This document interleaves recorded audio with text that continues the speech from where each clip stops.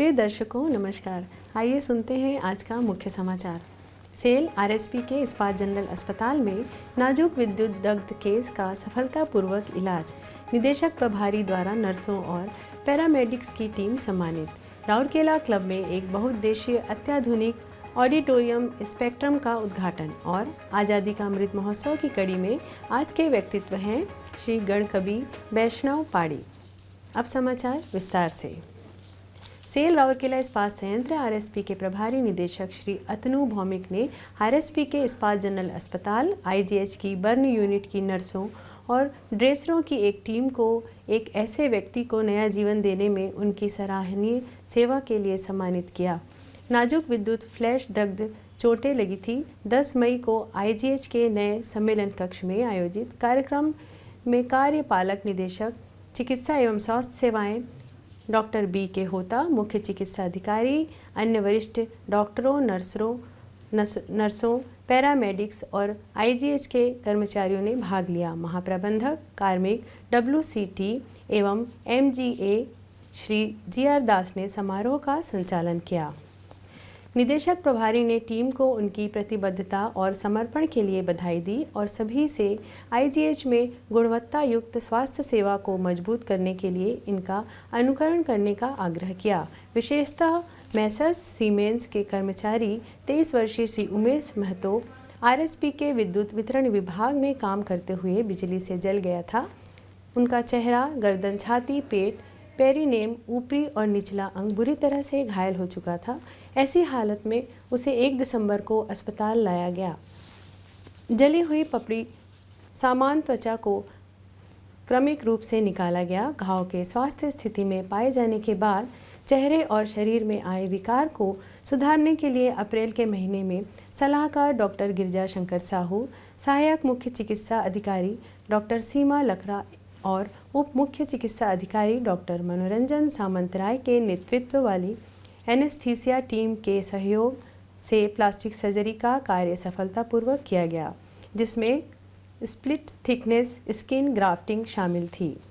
Nursing सेवा में सहायक प्रदान करने वालों में पैरामेडिक्स सहित सिस्टर जसिंता एक्का, सिस्टर प्रज्ञा महंत और सिस्टर तिलोत्तमा महंती शामिल थीं। शल्य चिकित्सा पश्चात संतोषजनक रिपोर्ट मिलने के बाद मरीज को 8 मई 2023 को छुट्टी दे दी गई। गौरतलब है कि आईजीएच ने जले हुए घाव, स्किन ग्राफ्टिंग, प्लास्टिक सर्जरी के मामलों में उपचार में अपना नाम बनाया है और आस पड़ोस के राज्यों के अस्पतालों द्वारा संदर्भित मरीजों को भी अपना अमूल्य इलाज प्रदान कर रहा है। सांस्कृतिक गतिविधियों का एक जीवंत केंद्र राउरकेला क्लब बदलते हुए समय और आवश्यकता के साथ तालमेल बनाए रखने के लिए नई सुविधाएं जोड़ रहा है।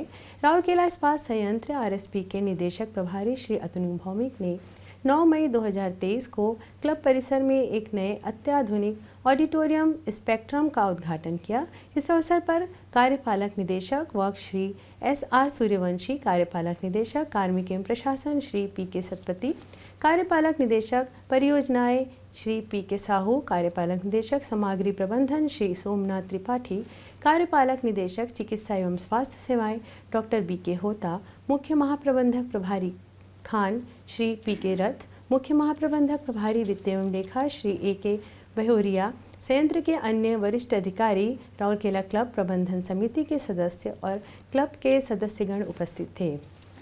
इस अवसर पर सांस्कृतिक कार्यक्रम का भी आयोजन किया गया।